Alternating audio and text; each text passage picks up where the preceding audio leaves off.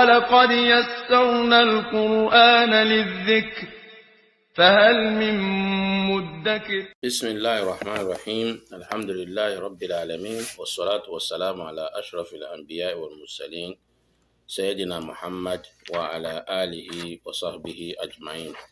Today's lesson is going to be on dua. Dua is supplication.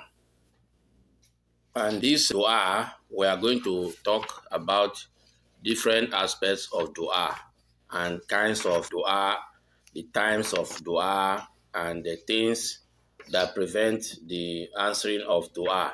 All this we are going to discuss them one by one. But today, inshallah, we are going to start with Fadlu Dua wa Manzilatu, the excellence of dua and its status. That is, what is the status of dua in Islam, and what is the excellence of dua in Islam. قال الله تعالى وقال ربكم ادعوني أستجب لكم. This verse from Surah Ghafir, Allah subhanahu wa ta'ala is saying that you should call me, means you should make dua to me. That is, ask Allah for anything you want. And he said, Astajib lakum. If you call me, I will answer you. So that is why it's always very good to do dua. If you need anything, do dua. Even if you don't need anything, do dua. Allah subhanahu wa ta'ala knows what you need and he will give it to you. But for you to sit down, you are not doing dua at all. It's not good. So because Allah is saying, وَقَالَ رَبُّكُمُ ادْعُونِي أَسْتَجِبْ لَكُمْ, that you should call me and I will answer you. وَقَالَ تَعَالَى وَإِذَا سَأَلَكَ عِبَادِي عَنِّي فَإِنِّي قَرِيبٌ أُجِيبُ دَعْوَةَ الدَّاعِ إِذَا دَعَانِ. He was addressing the Prophet. He said, if my servants or my slaves, my servant, all the things Allah subhanahu wa ta'ala created as servants of Almighty Allah, he said, if my slave asks you about me, you should tell them that I am Qarib.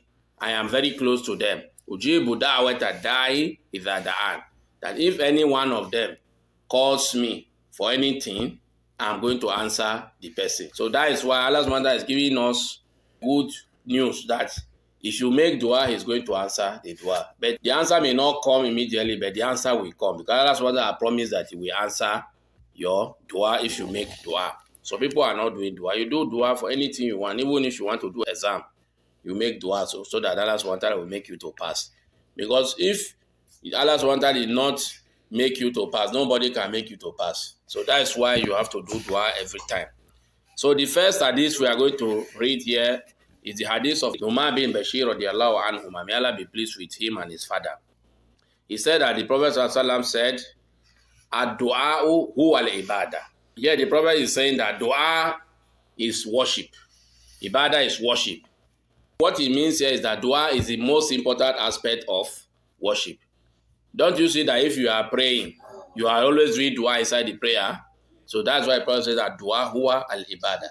That means dua is the major and the basic aspect of worship. There's no worship that does not involve dua. So this hadith is narrated by Abu Dawud and Imam At-Tirmidhi. The second hadith is hadith of Abdullah ibn Abbas radiallahu anhuma qala Rasulullah sallallahu alaihi wasallam afdalul ibadah ad-dua akhrajahu al-Hakim. This hadith, Rasulullah is saying also, in stating the excellence of dua, he said that the best type of worship is dua. Worship, there are different types of worship. There is fasting, there is Hajj, there is Zakah, all those ones, they are worships. But the best kind of the acts of worship is dua. So that's why you have to be doing dua a lot. So people immediately after prayer, they don't do dua. They just stand up and start going. It's not good. You have to make dua after prayer. And Salman al-Farisi, radiallahu anhu, qala. Salman al-Farisi is the one narrating this. He said that the Prophet ﷺ said, La yaruddul qada'a illa dua wa la yazidu fil umri illa al-bir. Akhrajahu Tirmidhi. There are two things mentioned in this hadith. Al-Qada is destiny. That's whatever Allah has written in Allahul Mahfuz that is going to happen in this world. It may happen to you, happen to anybody. That tomorrow you are going to pass your exam. You are going to sleep this night. Tomorrow you wake up. All those Allah has already written them. That tomorrow you are going to be a teacher. You are going to be a pilot. Or you are going to be a doctor. Allah has written all these things in Allahul Mahfuz. So whatever Allah has written there is destiny. Destiny means he has already written it that this thing must happen. And if Allah writes anything that it must happen, it must happen. So now, if Allah has written that a bad thing will happen to you, and you are doing dua seriously, that bad thing may not happen to you. That's what his Prophet said, that La yerudul qada illa dua, that nothing turns back the destiny except dua.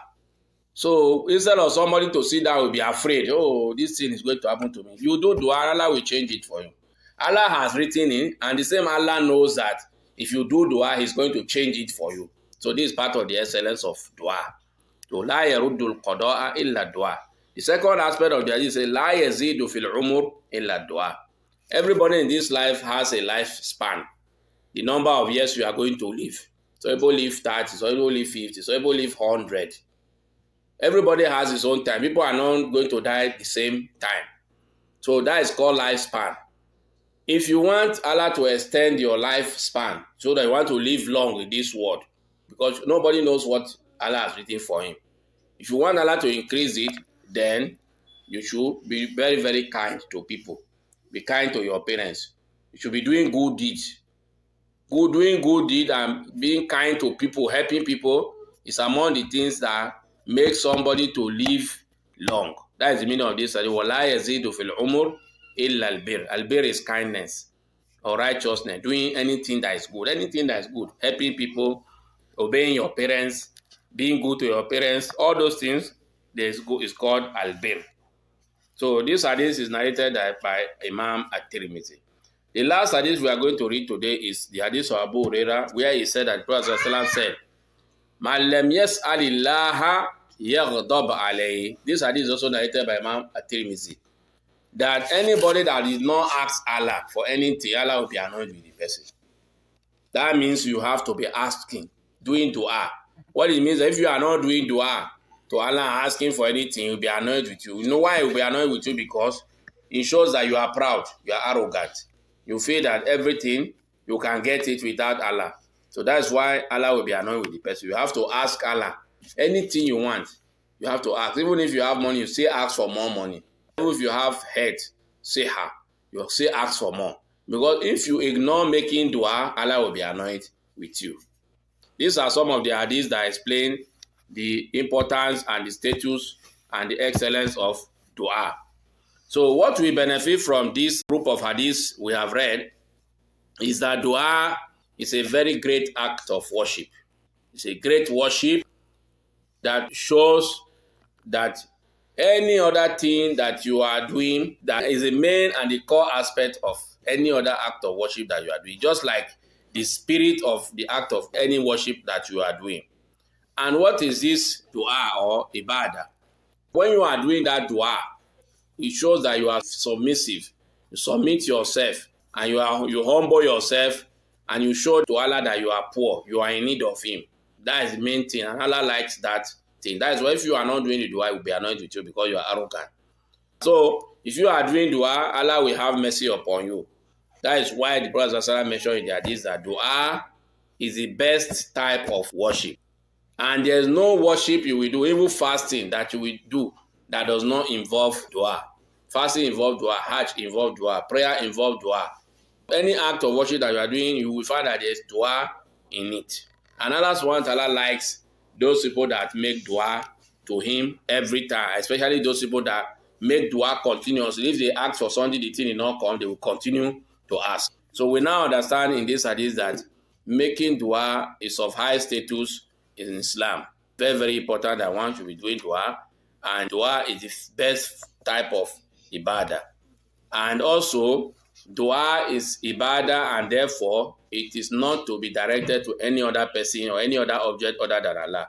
You make dua to Almighty Allah. You don't make dua to idol or native doctor or a human being. Only to Almighty Allah, because it is ibadah. And if you direct it to any other person or any other thing, any other creature other than Allah, then you have committed shirk. So that is why. So anything they say is ibadah, you don't direct it except to Almighty Allah. And Allah subhanahu wa ta'ala has made dua one of the reasons of changing your destiny. If your destiny, maybe Allah has written something that maybe is bad that will occur to you, and you are making dua, that thing will never happen to you.